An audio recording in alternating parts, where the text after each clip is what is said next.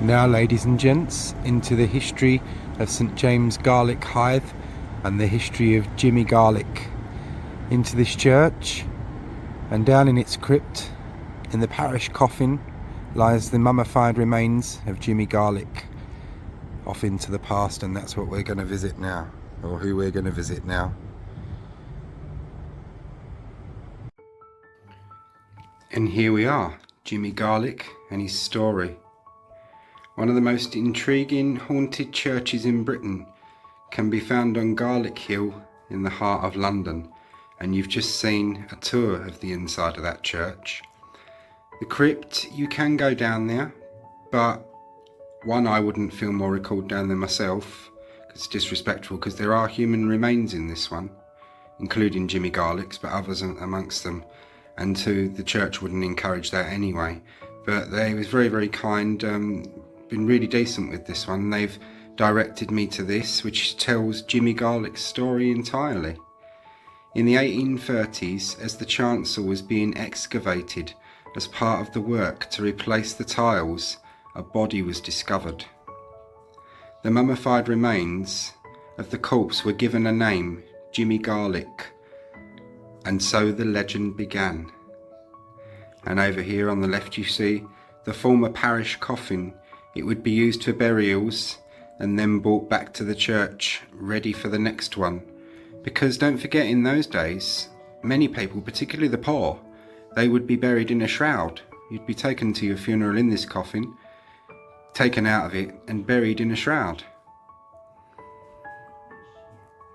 The body should probably have been interred, with all the remains being removed from the city churchyards to be reburied in the City of London cemetery in East London. But a mummified body was too irresistible for the church wardens, who kept it and put it on display for visitors, who would have to pay a bob for the privilege of gazing at his remains. Of course, it wasn't long before stories began to circulate that Jimmy was now haunting the church in ghostly air at being made a figure of public display. According to Psychic News, St James's reputation as a haunted church began only after the discovery of the corpse was made known as Jimmy Garlick. Visitors claimed to have felt a presence in that building, and it was theorised that the ghost of the mummified man was unhappy at being put on display for a paying public.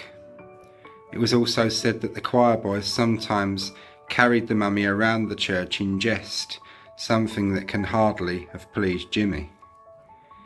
And there you see the face of Jimmy Garlick over on the right.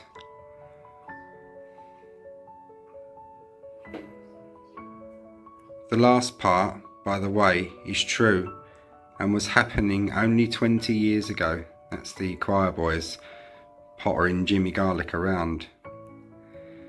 There is also a story that up until the Second World War, parishioners spotted a shrouded man walking through the church before air raids.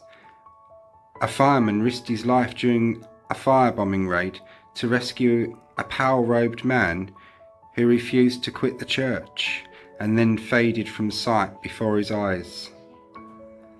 Others report a grey-cowled figure, arms folded across the chest, gazing eastwards towards the altar. Analysis by the British Museum at one time had postulated that he was an adolescent who had died at the turn of the 18th century. In 2004, Jimmy featured in a Discovery Channel documentary series, Mummy Autopsy, which used modern analytical techniques including carbon dating and X-ray analysis to establish that he probably died between 1641 and 1801, and that he suffered from osteoarthritis, a disease that afflicts older people. Physical examination by the Discovery team showed that the mummy appeared to be balding, suffered tooth decay at the time of death, both consistent with an older person. Of course, theories abound about his identity, but most obvious but the most obvious explanation is that he was a sailor who died on board a ship docked close by and was buried in the church in the late 1700s to early 1800s. One fact against that theory is that only important people would have been buried so close to the sanctuary. He is unlikely to have been a mere ship's hand, and this is true because to be buried inside the church, as you've seen from many of my tours, from the fine monuments and even the plain monuments on the floor, you had to have money to have that. And there you're seeing Jimmy over to the right again. Some people have made a connection between Jimmy and a memorial on the northwest wall to one Seagrave Chamberlain who died of fever in 1765. And that memorial is one of the ones that we saw on my tour. The truth is, we'll never know the identity of Jimmy Garlick, and perhaps that is no bad thing. Mention should also be made of the other ghosts said to haunt the church, that of a famous cat belonging to the even more famous Dick Whittington. Richard Whittington was a mercer and 4 times Lord Mayor of London, and according to one legend, sells his cat to rid a faraway land of its rodent infestation, which began 2 questions. Firstly, why is the cat haunting that faraway land? And secondly, why is the cat haunting St James's and not the next door St Michael Paternoster Royal, the church that Whittington founded? And that is a church that we've also seen in some of my other tours, Whittington Gardens. We've not seen the inside of the church, just the outside of it. It doesn't seem to be used as a church anymore, but I am trying to get into it. Yet more mystery. Then you can read about the people who take care of the church. So, back to Jimmy Garlick.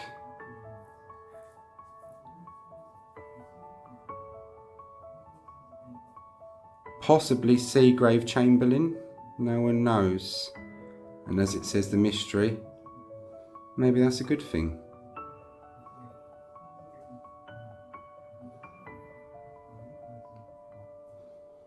Right, guys and girls, I hope you all found that interesting. That is the mystery of Jimmy Garlick and the ghost of Jimmy Garlick and the ghost of Dick Whittington's cat.